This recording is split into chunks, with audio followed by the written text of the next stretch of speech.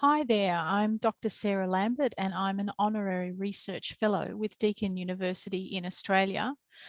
Very privileged to be able to participate in this year's OE Global 2021 conference, an asynchronous mostly event, and thank you very much for stopping by to take a look at my presentation. It's not much longer than 12 minutes, so I'm going to ask you to just bear with me now that I've said hello, and I'm going to share my screen and give over the screen now to the PowerPoint. So here we go.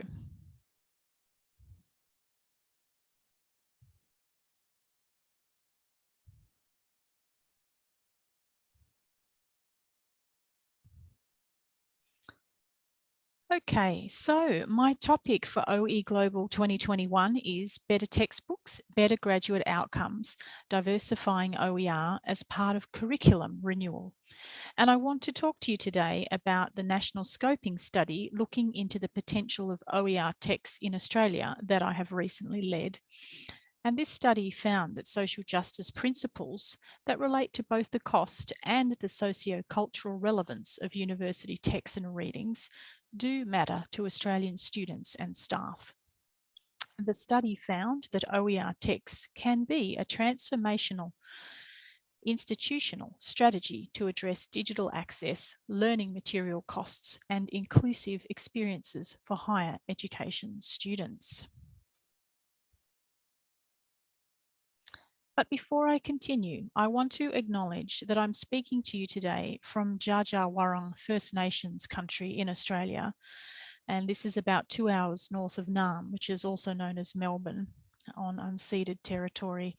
And those trees you see in the photo are in the bottom of my garden, and we believe that they predate white settlers. So very privileged to find ourselves taking care of these as part of our very small, just under an acre out in the country. So the National Scoping Study of the potential of OER texts in Australia, what did we do? Well, we conducted 64 interviews with 19 students at 2 different universities, and they were a mix of masters and undergraduate, local and international students.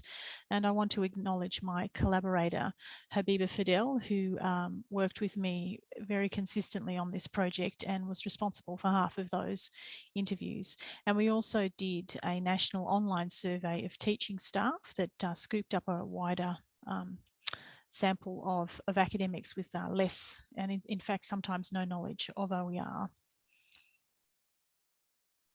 And we took a social justice approach to the research, and this is part of a global conversation about widening access and participation for historically underrepresented learners in higher education.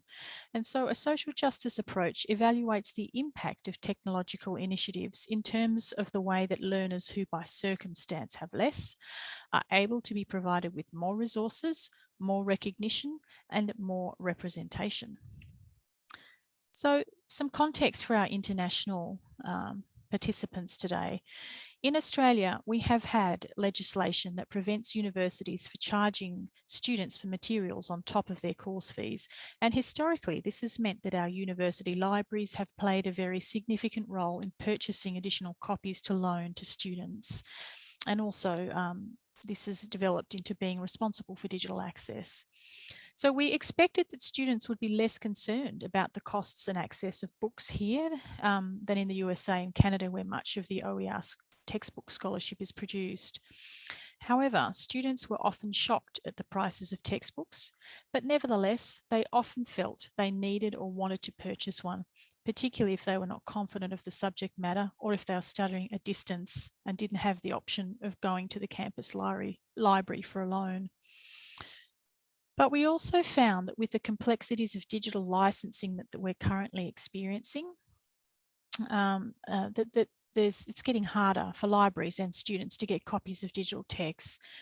And there are a whole bunch of hurdles and limitations that students told us about, and staff too, to the time that they could have them or the percentage content that they could view or download.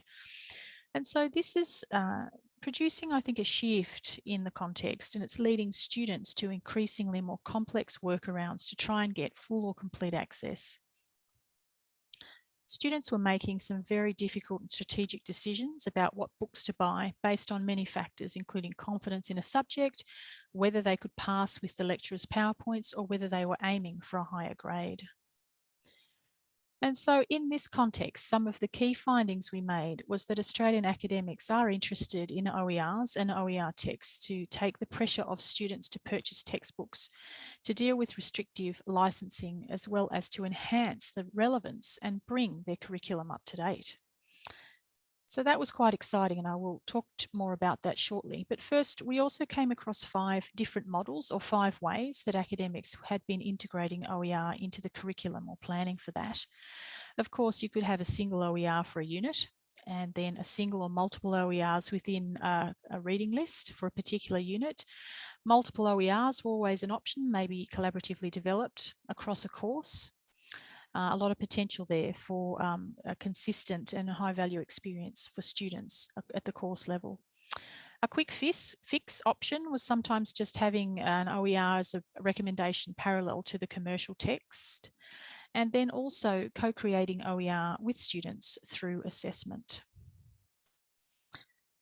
So academics often express frustration with not being able to get their commercial texts updated or localised for the Australian context. That was often noted as a motivation to adopt OER to get a more up-to-date text. And for some of these academics that we interviewed, part of that becoming up to date was having better Indigenous, multicultural and gender representation. Not just the pictures, but knowledge, different perspectives and approaches. That was part of what made the text and the knowledge more representative and more up to date. So we found in our study that some academics are beginning to engage with the potential of open texts to remediate sexist and racist views, assumptions and absences in the curriculum. And I think that's a really important part of the social justice picture beyond the cost savings potential, which are also substantial. So do students care about that? Well, of course there's a diversity, but generally they do. And the students interviewed affirm the idea that their textbooks lack diversity of authors, views and perspectives. And you can see on the screen, and I will let you read some of these quotes.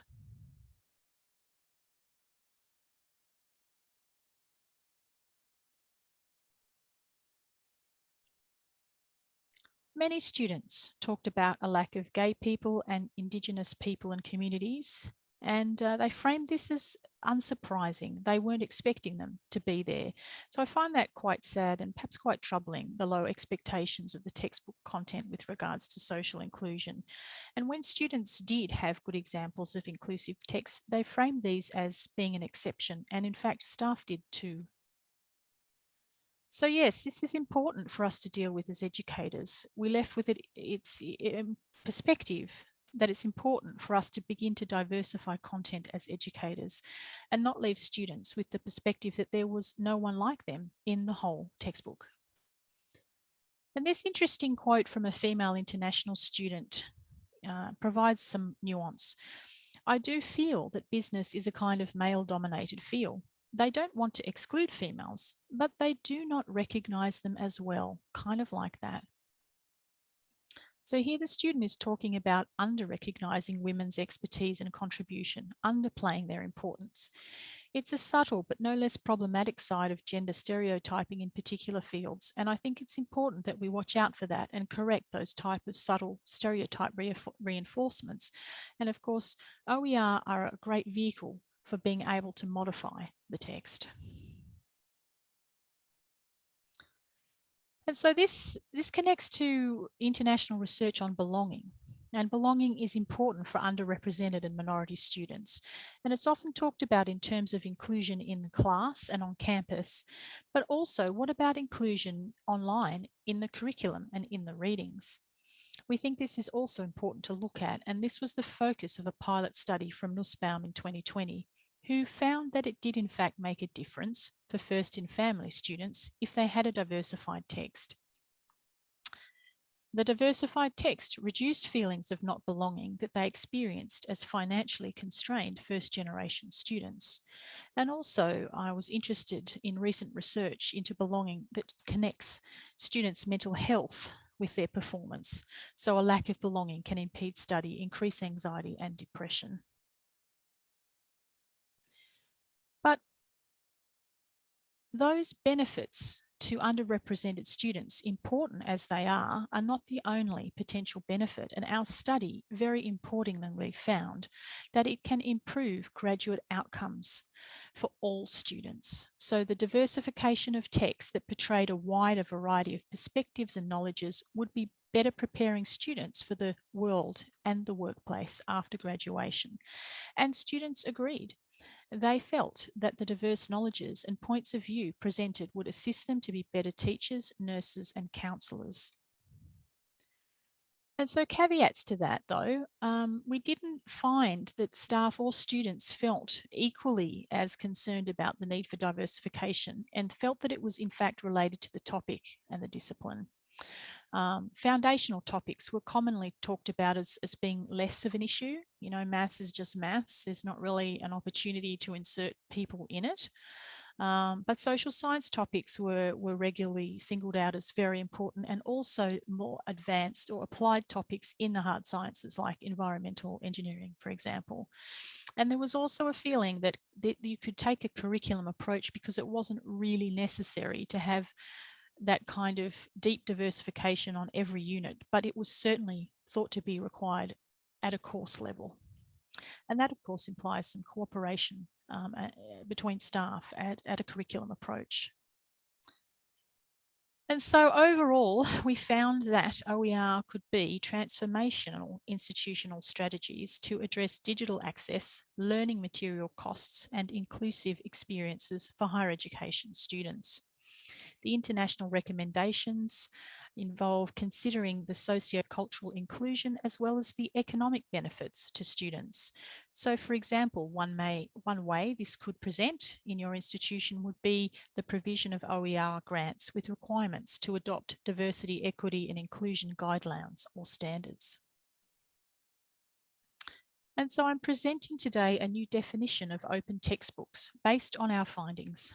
That an open textbook can certainly be distributed at no cost, printed at cost price, but it has the potential to be modified for local needs, such as to correct gender, sociocultural and Indigenous underrepresentation and misrepresentation in the curriculum.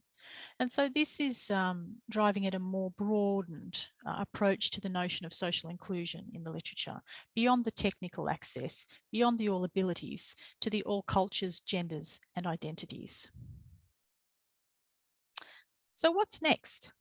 I am currently working with Dr. Amanda White at the University of Technology, Sydney on a really exciting project. And Amanda is leading a project to create Australia's first open accounting textbook from 2 existing American OER. And we will work with students to update and, where needed, diversify the content.